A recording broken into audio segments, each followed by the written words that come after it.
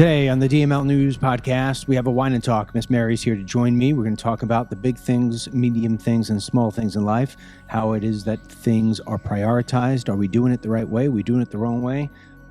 We're going to talk about it. I'm going to show you a video, and it's all unfiltered. Dennis Michael Lynch gives you his word, and he will never let you down. He will always fight for America. The only one who really puts his money where his mouth is Dennis Michael Lynch. Hello, I'm Dennis Michael Lynch, and I thank you for joining me today on this Thursday. It's still cold in Florida. Still wearing my jacket. But I'll tell you, it's a nice added sort of element to Florida. I do miss the seasons changing a bit back in New York. Won't lie to that one. I like it when I get to wear the sweats and sweatpants, get to wear the jeans or whatever. Usually in New York, around this time, it'd be cold. In fact, I think last night they lit the Christmas tree in Rockefeller Center. Here in Florida, we don't really get that. It's always shorts and T-shirts. It's always warm. It's always a beach day. Always a beach day, with the exception of a little bit of rain here and there. But when the cold weather comes in and you get that change, it's a nice added change. And I think it's a good segue to a video that Mary picked out for today's program that we're going to show you. For those of you only listening, imagine a professor standing in the front of a class of youngsters, probably in their 20s, and it's probably a college professor. And he's got golf balls, and then he's got a cup of small pebbles, and then he has a cup of sand. So you're going to hear him ask if the jar is full. He starts with the golf balls. He then he moves to the rocks, and then he moves to the sand. For those of you who are listening, for those of you who are watching, you'll see exactly what I'm talking. Ryan, play the video.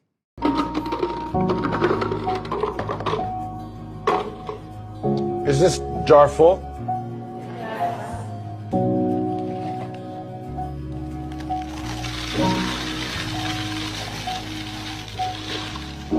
And is it full now? Yes.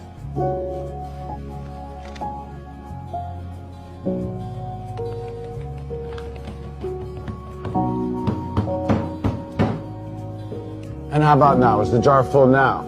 Yes. Now I want you to recognize that this jar represents your life. Golf balls are the important things: your family, your friends, your health, and your passions.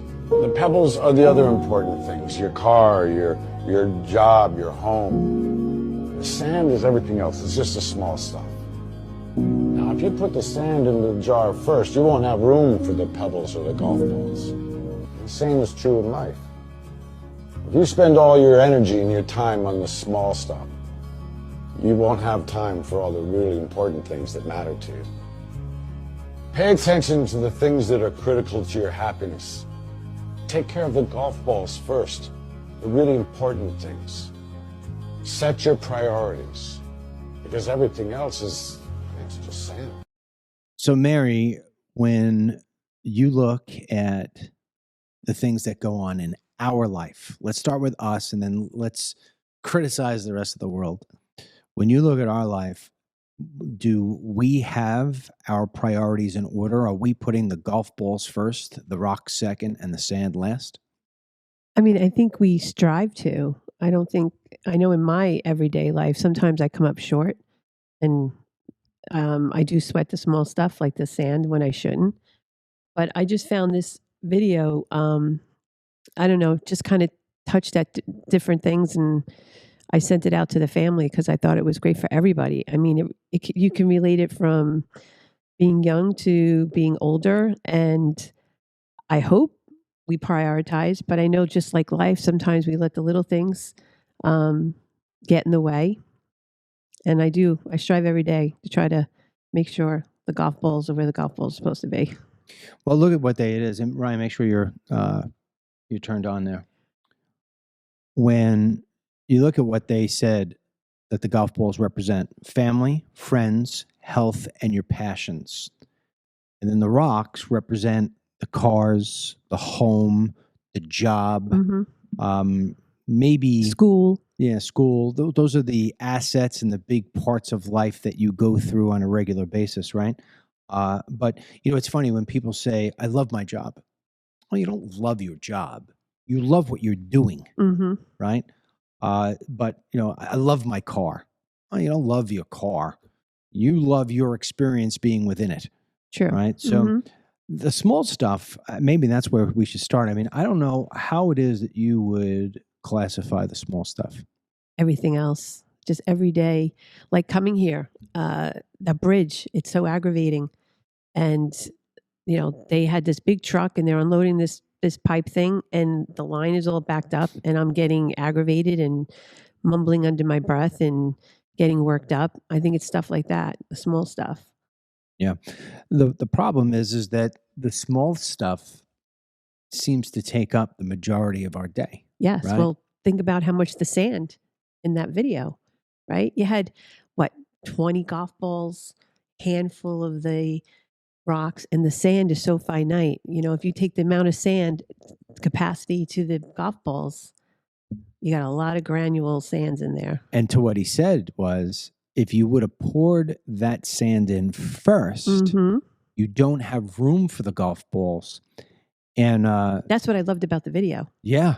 When he flips it. Because you don't think of it that way. No, you don't think of it that way. You look at the golf balls and, of course, the rocks. I mean, they were, just to correct you on one thing, there were probably 20 golf balls, but there were 100 rocks, little tiny pebbles. Yeah. And then millions grains of sand. Right. So, and because he put it into the jar in that order, there was room for everything. And that's why he kept on saying, is the jar full? Is the jar full? And had he flipped it the other way, and I would have liked that video to include that, if he would have done it the other way, where he poured the sand in first, and you got to visualize how little of that jar was left to put in then if you put the rocks in, maybe you got a couple of golf balls, and that's that. Like 2 or 3. Yeah. That's what I was thinking. Yeah. Well, I think it's a balance, right? That's how he did it. Yeah, there's a certain order to things, and that's basically what he's saying, is that sometimes I think we have the order out of order, where we're worried too much on the sand part of our life, and then maybe the rocks, and then the golf balls, and then I think there's times where you get to the point where you say, well, I gotta refigure things, and then you do get to where your golf balls are your number 1, and then number 2, and then number 3. But then, like anything, life throws curveballs, or things happen that you don't expect. And I think it kind of throws you a little bit off balance. And then you see a video like that, and it kind of reminds you to put everything back into perspective. So that's why I sent it out to all the kids, because I think it can relate to everybody at all different ages. Yeah. I mean, we could go into so many different personal parts here. I mean, most of the people watching this have known us for a very long time, watched us for a very long time. So we're probably not revealing something that they don't know.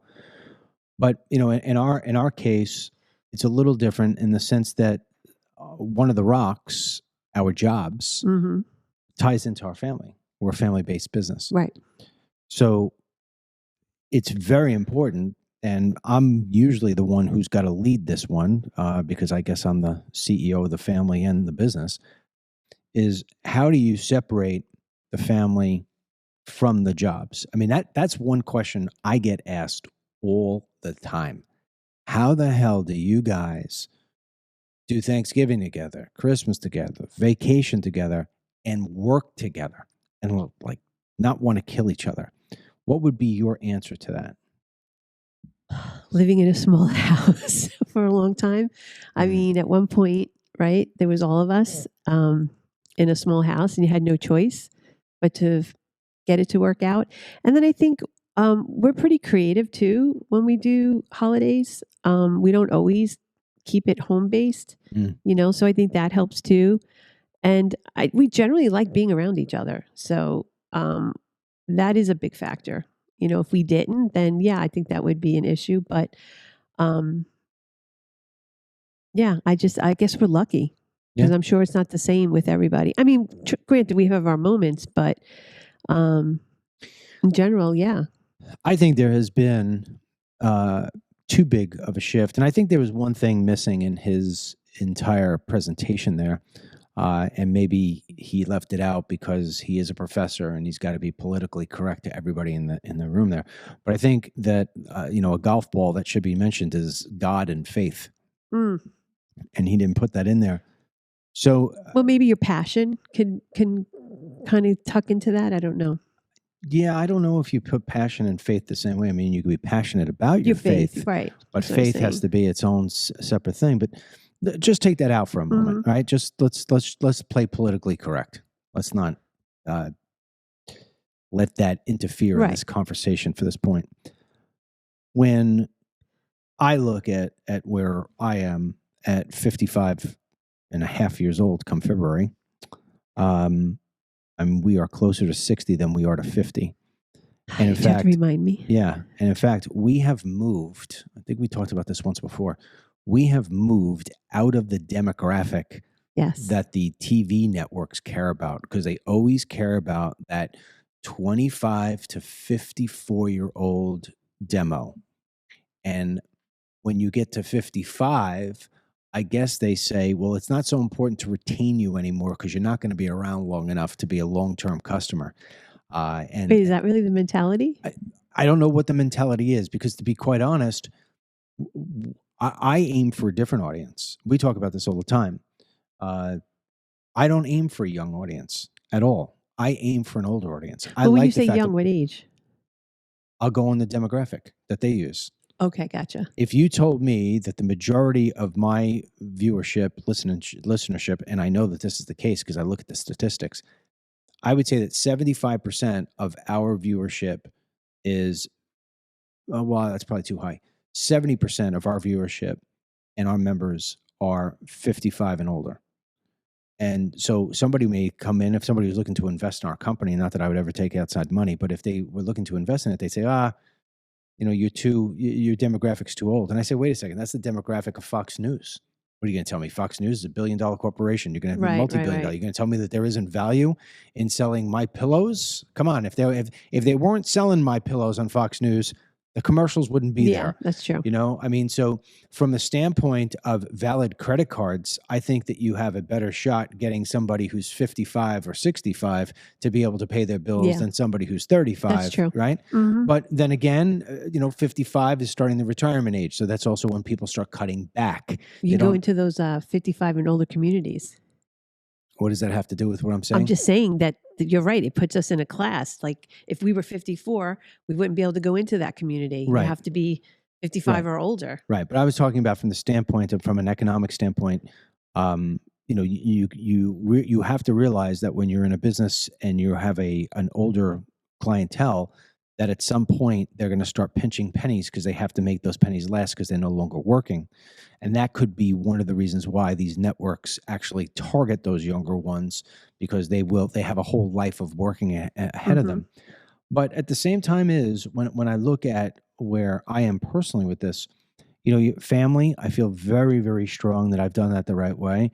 Friends, we have a good network of friends, although our friends situation has really, it's gone through a transformation. We had our lifelong friends and we had our neighbor friends who were friends with us for 20 years where we lived. And now we're making all new friends. It's like being in high school again, and I got this one guy, his name is Cooper. He's texting me, I'm texting him. We've hung out with each other once or twice. We just got invited to a nice little cocktail party he's having. And it's just like, we're forming that new friendship. And that's always an exciting part when you meet somebody new and you're forming a friendship and you see if the bond sticks and if it doesn't stick, right? So, with that kind of stuff, there's some friends, some newness to the friends that we're making. But I think ultimately we have done really well in our friends and our family. Then as we get older, we start to see that the health stuff, maybe we could be doing more on that. I look at this, I look at the golf balls and I'm like, am I putting enough energy into my health? And I just said to you the other day, I said, I'm going to try in 2025 to give up alcohol completely, go 1 year alcohol free, with the exception of like if I'm at a wedding and I do a champagne toast, I'm going to I'll sip the champagne. But just to give my body a chance to see what it's like never to put any alcohol in it. Because from the age of 16 is when I first had my first drink. There has never been a year in my life, 40 years, that I have gone a full year without putting alcohol into my body. So, I mean, that's my big thing for the coming year. I get that. I want to get that from you before we go into passion, because I think passion is the biggest word in this thing. Go ahead. Oh, for health? Yeah, I mean, that's kind of, I think when you're in your 40s, you kind of think that you're indestructible. And honestly, I never thought about like health really, or longevity. I mean, that's a new word that's everywhere now, longevity, right? Yeah. So when we were in our 40s, it was more focus on the kids, running to this practice, running to after school this, when they're home for vacation, I just feel like you're just constantly on the go and you don't really have time and you think you're indestructible, right? I'm in my 40s. And something, I don't want to call it magical, but there's a transition when you hit 50. Even 50, I was like, it's not, what are they talking about? It isn't until you get to like 51, 52 that this hurts a little bit, or I start getting into the hot flashes, and all the women know I'm talking about. And I know you hate this word, the perimenopausal stuff, but and you have to decide. There's holistic ways and certain foods to eat, and you realize that certain foods you were eating don't work with you anymore. So it's a lot of figuring out. But I do feel like I have to take a big chunk of my, if I have like 100%, I'd have to probably take a big chunk of that and focus on health stuff to keep me feeling like I want to be active and doing stuff every day. See, now, not just blow it off. And now here becomes where the lines get a little blurred, because if you use the sand rocks golf ball, how much of that, and this is one of the reasons why I'm saying like I'm going to totally give up alcohol for 2025, and I'm going to go like into serious, almost crazy eat mode. You've done that before. I've done it before, but I'm going to try for a year and to see whether or not I feel so well. Because when I don't do it, I've got, like you said, you got the pain here. Yeah. I mean, I just had the tooth pain here. I got, the stomach, my little belly button thing is hurting over here. And then suddenly I feel as if, although health winds up being in the golf ball category, there are aspects of it that wind up in the sand. Yes. And so I worry so much, or you worry so much about that sand, that you become obsessed with the health. And although this guy is saying, hey, that's the stuff that's most important. Well, my goodness, you're telling me in one case, I've got to focus in on my health. And then in the other case, you're telling me not to sweat the small stuff. So are you telling me that I should just skip over the cramp I keep on getting on my left? Should I go get that test? Because one test leads to the next test, and then the next test leads to the next test. And then you find yourself, and I mean, I found myself many times this year, and I've said it to you, like, I'm tired of being the patient. Yeah. I mean, my whole day, every day is wrapped around what doctor's test do I have? What doctor's visit do I have? Am I going to this one? Am I going to that? And after a while, you just like, how many times have I said to you, I'm done. I can't do it anymore. Yeah. Well, I have that too. When I said I had a balance issue with our last podcast, and I have to go to the ENT, then they're sending me to neurology. I have like 3 different doctors to go to probably be told that it's my hormones. But to your point, like I got to go this week, and I'm dreading it because I don't want to be poked at. And then I don't want to be told to go get tests that I really don't need, because I know that it's going to come back fine. But then you say, well, what if it isn't? And then I don't get the test. So yeah, I think when he's talking about the small stuff, it's like when you get aggravated or angry or upset, or maybe you're you're overindulging on, say, the alcohol, or we're overindulging on the food. I think the whole premise of his video, which what I got from it is a balance, which I think is the hardest aspect of life, is being able to balance all those things.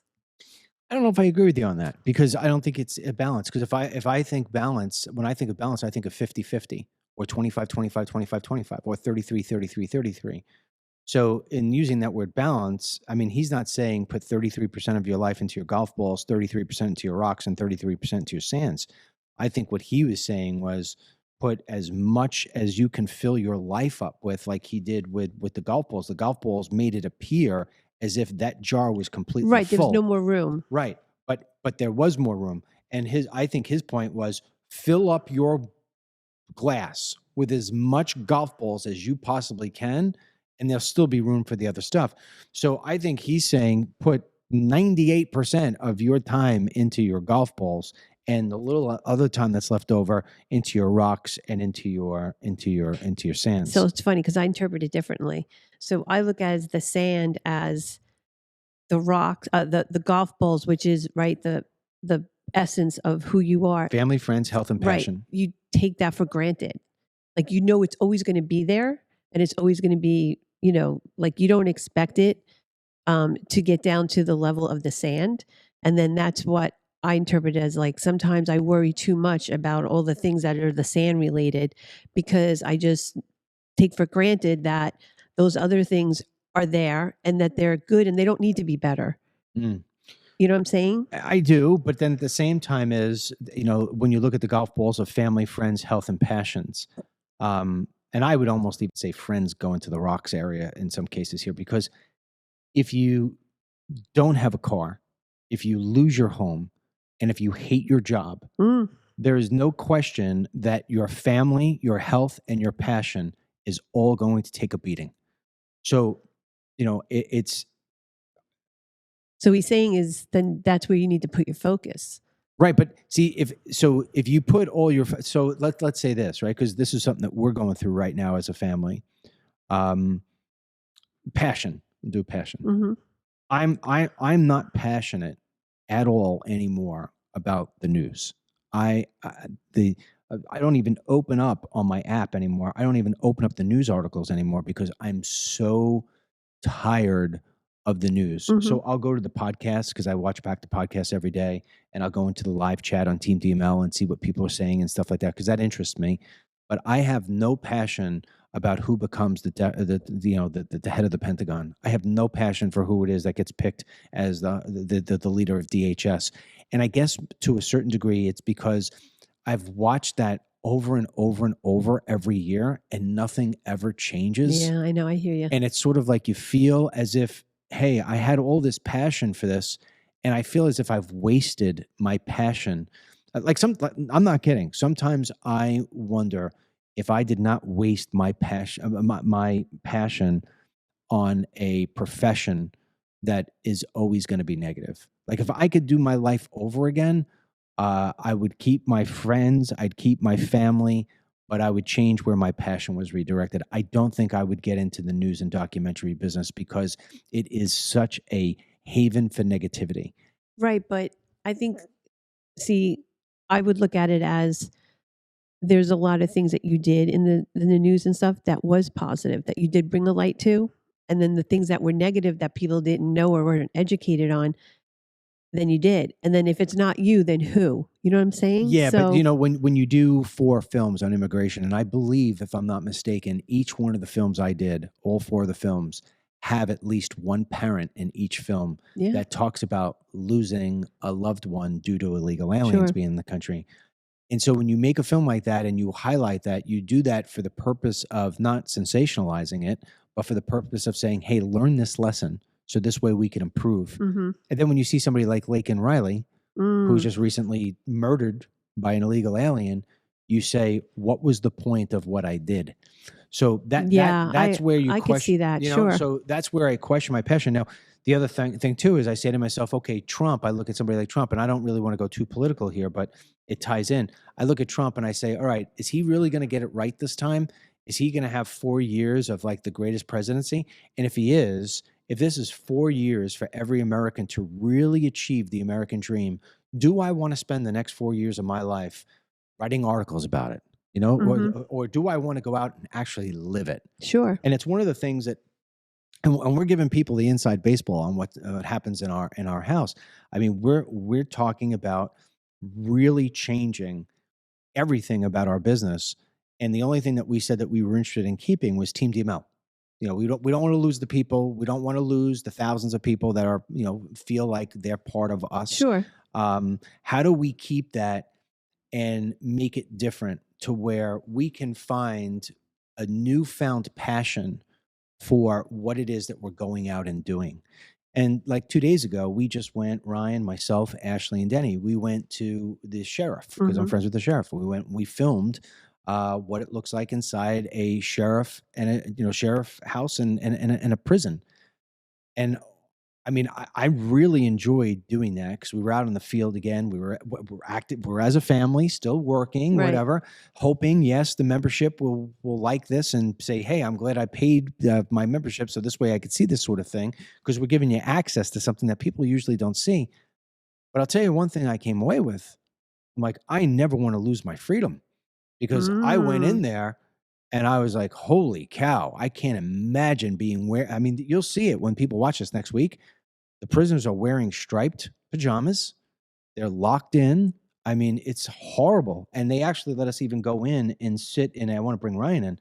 They actually went in and let us sit in one of the jail cells. Oh, how was that? It's cold and eerie. And I mean, even though the sheriff was right there and they knew, I didn't worry about getting locked in. I couldn't get out of that room fast enough. Because I was like, I don't even want to experience this. I don't even want to. Like, I once toured Alcatraz with Ashley when we went on. Yes, I remember that. Sure. And that's more like it was almost like going on a Disney ride. This was so freaking real because we had just watched the prisoners, and then we wound up going right into the jail cell. In fact, Ryan will play it. We'll give some B-roll. Ryan will play a little bit of it, and it was just like, holy cow! I got to get the hell out of this. So let me ask you a question. Yeah. So, the illegal who killed Lake and Riley. Yeah. Everybody was saying like he's getting a free pass by going into jail. Yeah. I mean, do you, even though it was gloom and doom, and do you still think that like that's going to be like a cushy thing for him, or is that going to be like he's going to wish he was dead? What, after seeing what I saw yesterday? I know personally when I went into that jail cell yesterday and I was in that prison yesterday, I kept on thinking, like, how can anybody live in this life? You want to know what even got worse than that? Was when we, there's a whole section where it's the solitary confinement.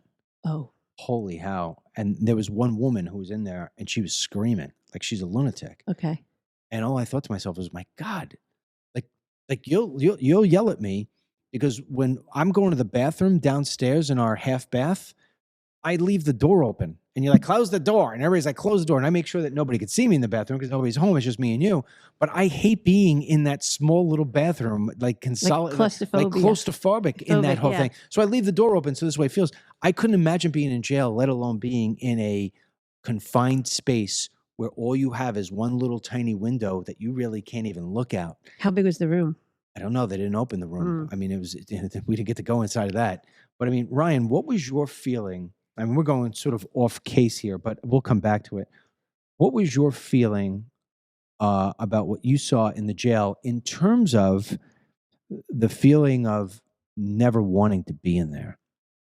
The feeling was strong. Like when you're in there, it's kind of like being at a zoo, and then you're looking in instead of seeing like apes, you're seeing humans. Right. So it's when I was inside that cell, it was very uncomfortable. And then meaning that you felt like you were watching humans being caged. Yeah, that's what we were looking through a window at them. Yeah. I felt like being at the zoo and looking and seeing lions and etc. Just like not really be able to go anywhere. And then the confinement, solitary confinement, even the windows, they had them blacked out. So I don't even think those people will get. Oh, they don't even get sunlight. I don't know, because it was inside the building. It was like internal. So I don't even know if they have windows. No, they have no. What they did was, and everybody will see this next week. We'll talk about it again next week. But what they do is they have all the confinement rooms.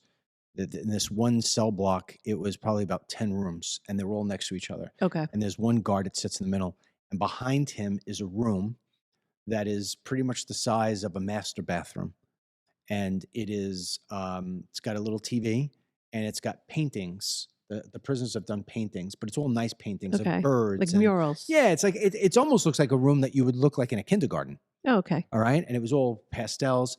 And he says we bring them. They get an hour a day in here, So this way they go in there and it's a much brighter room and it's a more friendly room and it's a calming room and to get out. But I mean, just to have an hour a day to sit in another cinder blocked room, Right. just that the cinder blocks are painted blue and pastellies. People will see it next week when we air it.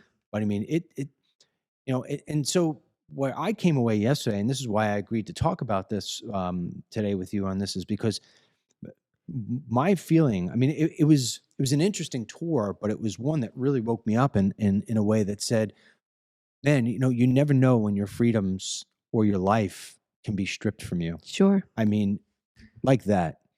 And, am I living this life to the extent that I really should be? And am I passionate enough about something? I mean, I'm passionate about my family. I'm passionate about you. I'm passionate about my friends. But do I have real passion in my life for something? And I walked away yesterday and I said, no, I got to find more purpose. I got to find more passion than just reporting the news. Sure. And maybe it's just another way of us reporting the news. Like I love doing it with my family.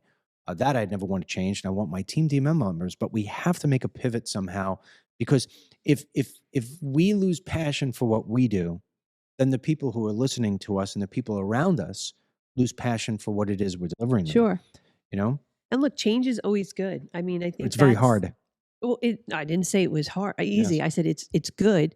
And that's another thing I think you can get out of that video, that, if you know what your passion is, but there's no reason you can't pivot to something within that, dome of what you do, that it doesn't always have to be the negative. There's a lot of positive. See, I think that's the other thing. We always get caught on the negatives that go on in the world. Because negativity sells. I understand that. But there's something to be said about, like, a couple of times, like rolling through Twitter X, because I'm new, there's so much negativity. And then every now and then there's like this little nugget, like, of gold. And it's what you saw. Right. Yeah, and yeah, I sent that video out. And then there was one where this poor old woman, it was the sweetest thing. He had his Ring camera. She must have dementia. So she's in her 80s and she goes over to the neighbor. Now she's white and the neighbor is colored, and he's a guy in his 40s. And she knocks on the door and she starts complaining about a set of lights. And he realizes that, she's got an issue. She had, the police had come and said, hey, these lights aren't on. She thinks they're on all the time. But he was like, hey, come over and hang out in our backyard. Like, he realized that. And she was like, oh, am I doing this again? Like, she caught herself. And he's like, don't worry about it. Don't worry about it. He's like, why don't you come in? I'll make you a cup of coffee. Like, it was just, and the little punchline was, what an amazing neighbor. And it was like a little nugget in all the crap that you see on when you're scrolling through. And there is stuff out there like that. Yeah. But it just, like you said, it doesn't get the playing time, that it deserves. Because, like you said, what's that line? If it bleeds, it leads. If it bleeds, it leads. Yeah. Yeah. And I loved it. I watched the video twice. I mean, she was the cutest thing. And he was just so patient, because she's probably rang his bell every day. Because she just doesn't, she's by herself. She has nobody there helping her. And she obviously either has like an Alzheimer or dementia. There's something, not firing there. But anyway. So I'm gonna put you both on the spot. You ready? To prove my point here. So I'm not kidding. I'm gonna time this. This will be interesting. Pressure. Yeah, there's gonna be a lot of pressure on this. Okay. Is it me against Rye? No, it's not. But you both will go one after the next for it. And Ryan will have the advantage because he'll see what's coming. But that's why I'm only doing it. Why can't I get the advantage? That's only I'm doing. I'm older. I'm only doing it for 10 seconds. You get 10 seconds to answer each one of these things. And I'm going to cut you off when the 10 seconds come. Ready? Okay. Okay. It's like that game show in the 80s. I can't remember what it's called. I don't know. We're far from the 80s. Okay. You ready? Stop doing this. Sorry. You got 10 seconds. Describe your family. Caring, loving, compassionate, strong. It's not exactly what I was looking for. That's a bullet point. You only give me 10 seconds. No, if I said, if my God, Mary, if you met somebody and they said, describe your family. I would say they're amazing. No, really? And they'd be like, oh, that's good. I walked away. So how many people is in Mary's family? Okay, but can I say how I only have 10 seconds? If you told me I had to Are you trying to do like, what's the first word that pops into your head? Yeah, I would say they're amazing. You ever see that where it's like a loving. What's the first word that You're comes? describing your family like you would an apple. Just how would you describe your family? My family is amazing. No, I'd say we work together. We live together. I mean, I would extend. Yeah, but you can't do that in 10 You're just seconds. saying amazing. It's the same. Yes, you can. You can go. My family, I love them. They are amazing. They support each other. We work together. They're always there for each other. Right. That's 10 seconds, and nobody knows how many kids you have. Nothing like that. But why is that important? I have a family is a group thing. Why do I say I have? But I only have 10 seconds. So why? I'm not going to waste time on 4 kids. You got 10 seconds to describe your family. Set, go. If you want like an actual description. Okay, so there you go. 10 seconds to describe your family. 2 boys, 2 girls, mom and dad. Don't forget Summer. Summer. Oh my God, you guys are just botching this whole thing. Well, no, I'm not getting anywhere. You're saying describe the family. I'm not getting anywhere with this. So I'll ask you a different. You're saying describe the family, all right, and then I'm going to mom ask you. I'll just get right to the punchline. I'll just get right to the punchline. Ready? So you have golf balls in your jar. Yes. Okay. Family, friends, health, and passions. Rip out the one golf ball and explain what it is that your passion is. Being a mother. Because do I have more than 10 seconds? Probably my biggest passion, and it probably it's just, it envelops everything, is being a mother and a wife, because I grew up in a very different household than an average person back in the day too, and now that I lost my mother. My dad was single for probably 10 of those years. And I take, like, it is, like when somebody would say, like, what do you do for a living? My response would be, I'm a mom first, because that is I'm going to get emotional. That is the most important thing in my life, because I did not have a lot of the things growing up, support that a mother gives anyway. So I know, and that spills over into being an amazing wife, which I hope on some scale I am. Not perfect. So mommy described her family as amazing, and then she made sure that amazing fit to her. Well, I try. Ryan, describe your when this golf ball thing comes out here and you rip out the golf ball, what's your passion? My passion's work. I don't really have any other things going on in my life to be passionate about. So yeah, I'm passionate about work. What about work that makes you passionate? I like being able to be an instrument in the engine that is our business. Everyone has their own. A car needs a lot of parts to run, so everyone has their own slated, what they're good at. So like a puzzle that fits. See now, so here's the part where I was going to get somewhere. So I'll just skip what my test was supposed to be, but I'll just go right to your answer. You answered that you're passionate about being a mom and a wife. But if you think about it, that really goes back to your family, right? It's an extension of your family. It's not something that you're literally passionate about, that you have a passion that outside family, friends, and health fills up your jar. But it does. But wait, let's get to that. Let's stop for a second. And then Ryan actually was passionate for something that falls under the rocks category, which was his job. Right. So my point was being this, is that I wonder if we actually understand the definition of what passion is. Well, maybe everybody has a different interpretation of what passion is. I bet you this is one of the reasons why We have so many people who are unhappy in this country right here, because you can have people who have plenty of friends, plenty of family, and great health, and they're still absolutely freaking miserable. You can have people who make a lot of money at their job, have a beautiful home, and have the best cars, and are still absolutely miserable in their life. You can have them where they have both of those things together. And you could still say that's a guy who never sweats the small stuff, doesn't give a shit about the bridge having a little bit. He gave a shit for the 5 minutes, and then after that, it went away. If you're lacking passion, and think about the movie about Jesus. What was it called? Passion of the Christ, right?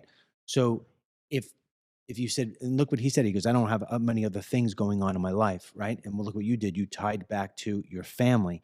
If I took the word passion out, I would imagine you would say about your family, about how tight you are, and you're a great mother, and you have a great husband, and whatever. That's when I'm so passionate about what you have for yourself, which gets you sparked and energized to go out and make the best of the world, not just your family. Yes, but see, and this is where I'll push back on Or you. just your job. It's everybody's interpretation, because you didn't experience what I experienced as a kid. And No, I experienced my own nightmare. no, I'm talking about, I was 5, 6 years old, growing up without a mother. Okay. It's And I was 12, 13 growing okay, up so without a father. I'm So it was saying just- is everybody's interpretation is different. And have that loss, yeah, if my family is number one, but when you ask me what I'm passionate about, that is where I don't have to, some of the things that I do as a mother, somebody could look at it and say, oh, that's just over the top. But to me, it's because it's just so important to me.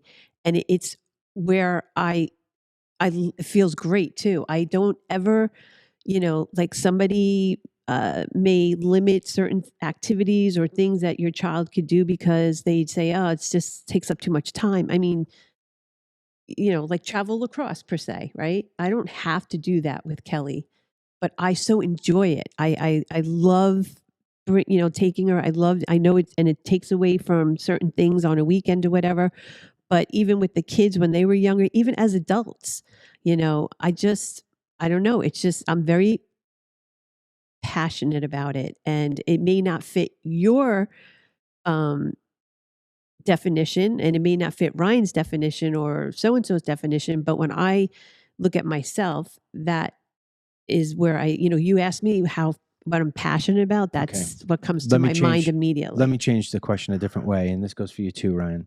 Because I don't think you're understanding the context of passion in this particular setting with the golf balls, rocks, and sand. What you're talking about is being the greatest mom that you can be. It's the most important thing to you is to be the greatest mom that you can be, because you didn't have a mom. So that's why you go and do the things you do with Kelly, or do the things you do with me, or do the things with the other kids. You enjoy that because you get so much reward out of it, because you get to do what you didn't have. I get it. What happens if tomorrow you got stripped away from your friends, your health? Well, I wouldn't say your health, your friends and your family. Take that out.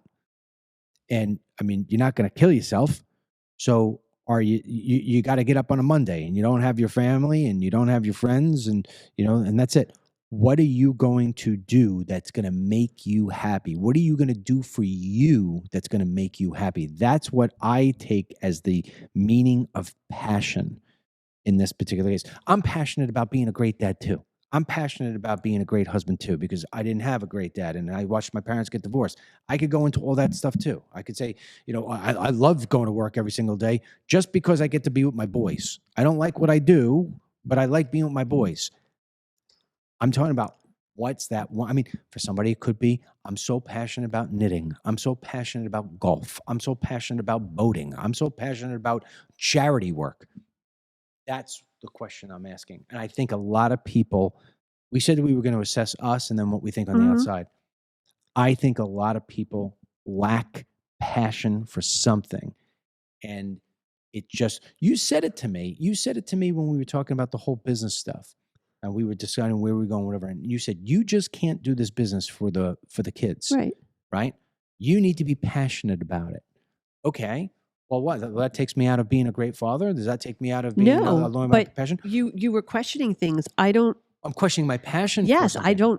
I don't have to question my passion because I'm doing what I want to do. If you ask me what's a close second, then I would tell you, when I was a Girl Scout leader for all the years with Kelly, it wasn't just because it was Kelly. I thoroughly enjoyed doing the community projects. But you're not one anymore. Okay, so then I moved here and now I'm part of PIPS. I got an event in 2 days, tomorrow that I'm running. It's not just a prayer group, there's community service involved in it. And I'm very heavily involved in the community service part of it.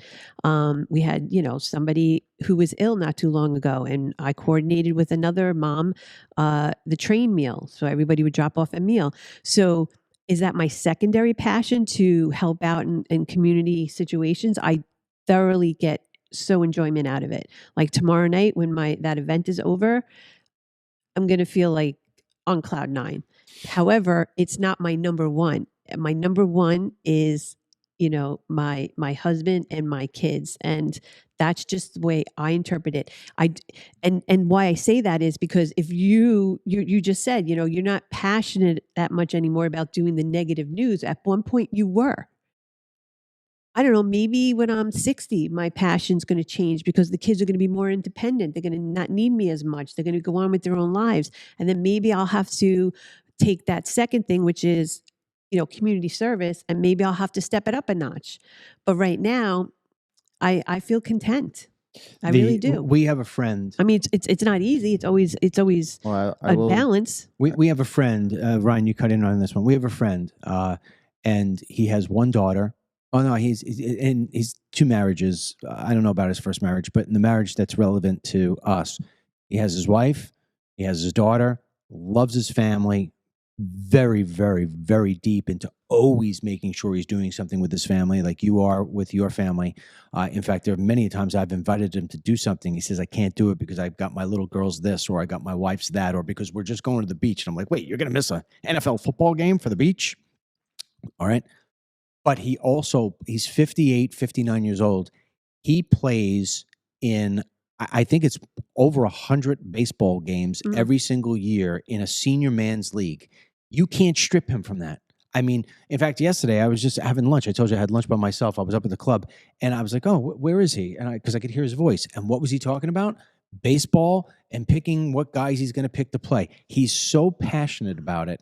And that's what I'm talking about. If you strip that out of his life, a part of him would die. Mm-hmm. So that's what I was trying to go with. Ryan, what Which were you I going to say? think I just covered. I was going to say that I feel like maybe passion, like that, you're analyzing it too deep. I mean, the simple definition of it is a strong feeling of enthusiasm or excitement for something. So it's based off preference of mom. If it overcrosses with family, mom's something is family, and that's what gets her mostly excited and enthusiastic out of anything. So I think you're just diving way too deep into it. I think it's personal Well, I think preference. it's individualized for each person. Yeah, I think every I don't person. think I'm getting lost in what the word passion means. I agree with that assessment that you just read. What I'm talking about is the point of reference that's made about it in the golf balls. Mm-hmm. And I just think that what he's saying is, and my opinion about the general public out there, and I may actually start fitting into that category because, very clearly, I know people are going to be starting to be, oh my God, DML, he's not passionate.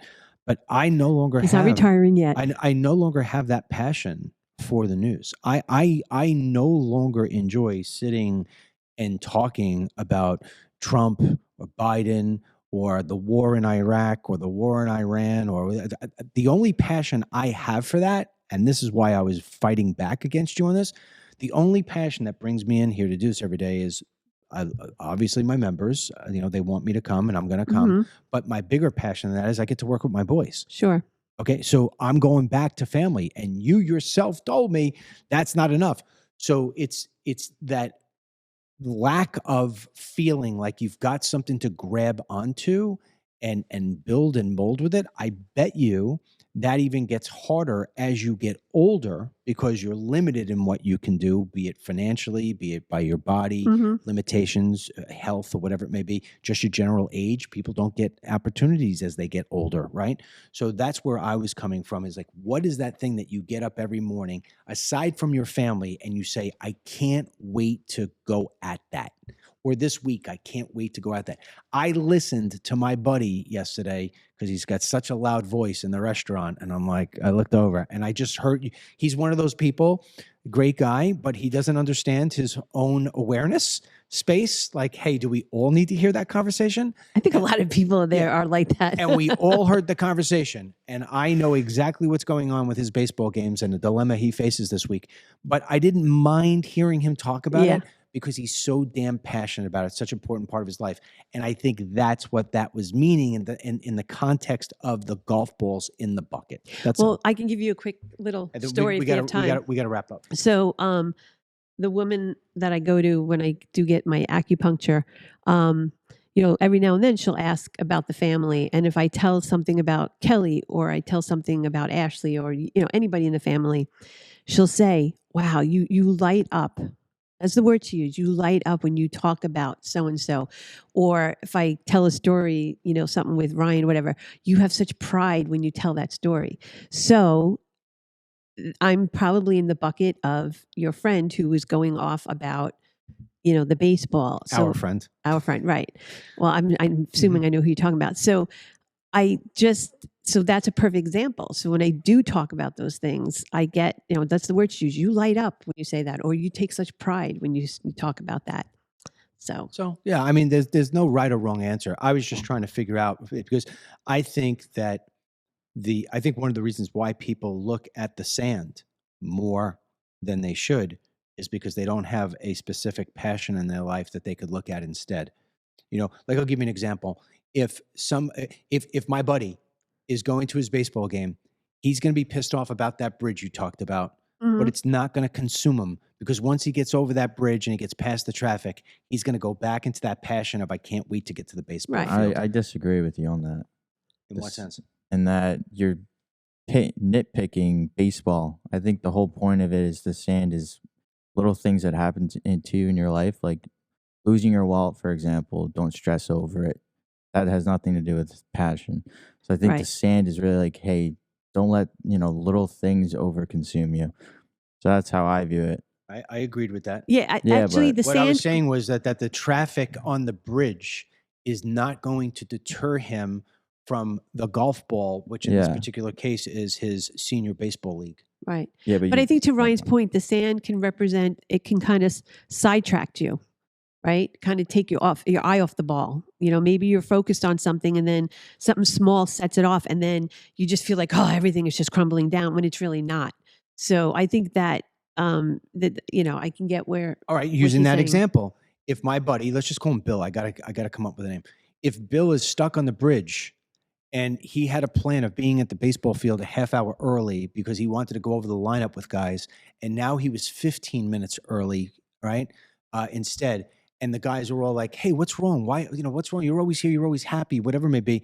And he starts going into the story about the damn bridge. Like, he can't get past the bridge. Yeah. That's the point of letting the sand bother. But most people do that. Yes, most people, but I think he's so passionate about the baseball, he's still going to be happy that he has the 15 minutes, and he's not going to let that sand bother what it is that he has in front of him. Then he would be the rare bird, because how many times when you have somebody, whether it's at playing a game or doing a job, or just showing up at a get together, and they'll be like, "Hey, you are right. You seem off," or you missed that pitch. You would have normally have gotten that. And when they say, I had to deal with this, that, shake it off. It's small stuff. Be in the moment. Enjoy what you're doing. The majority of Americans, or I should say people, I shouldn't say Americans, but majority of people don't do that. It's a very hard ability to just, you do it a lot. I'll say to you, got to let it go, shrug it off, focus on the positive. Because a lot of times we tend to focus on the negative. That's why political podcasts do well. I tell Yes. you, if I bet you, I mean, this would be the greatest way to try to lose your own listeners. But I bet you, if people who listen to daily podcasts every day, more than one, and I know there are a lot of people out there who listen to more than one. I get the comments about it. Sure. Just simply, they'll compare me against Bongino. They'll say, "I listen to you and Bongino," and Sure. I say to myself, "Wow, that means you're giving up 2 hours of your day about this kind of stuff." I mean, I want your listen. I want you to come on in and be part of my team. But man, I don't want you spending 2 hours of your life on this stuff. And so I bet you there are people who spend all day long engulfed in this sort of thing. Sure. Because it's got so much conflict and storyline. Like, I'll give you another example right here. Here's another podcast we could talk about at some point. We won't do it today. What's his name? Kennedy Jr. RFK. Yeah. RFK Jr. That guy is, I think he's 70 years old. And he is built as if he's 20. He is in the most incredible shape ever. And he is so passionate about making America healthy again. And I got to tell you something. It hasn't caught fire. It should be catching fire. More people are more passionate about closing the damn border than they are about getting their body back in shape. And I think the reason being is because there's no conflict in making America healthy again. We know what it is. Eat right, exercise, get rid of the poisonous foods, and embolden our farmers to be able to do things that are organic. And nobody cares because there's no conflict in that. And so that's where we redirect our stuff on things that matter less than the things that we should matter more. Well, I think it's starting to catch on because I'm starting to see like podcasts or articles, because I think we weren't, the majority of the public is not educated. So when he says, hey, this colored dye has been put in food that your kids have been consuming for this amount, and down the road, you got to worry about them getting cancer. I think the average consumer is going to be, wait a minute, I trust the FDA. Why would they let something in there that other countries aren't using? So I think it's going to take a little time, but I do believe that it's starting to come to the surface. This is where you want to talk about picking straws and going into the nuances. Look what you just said.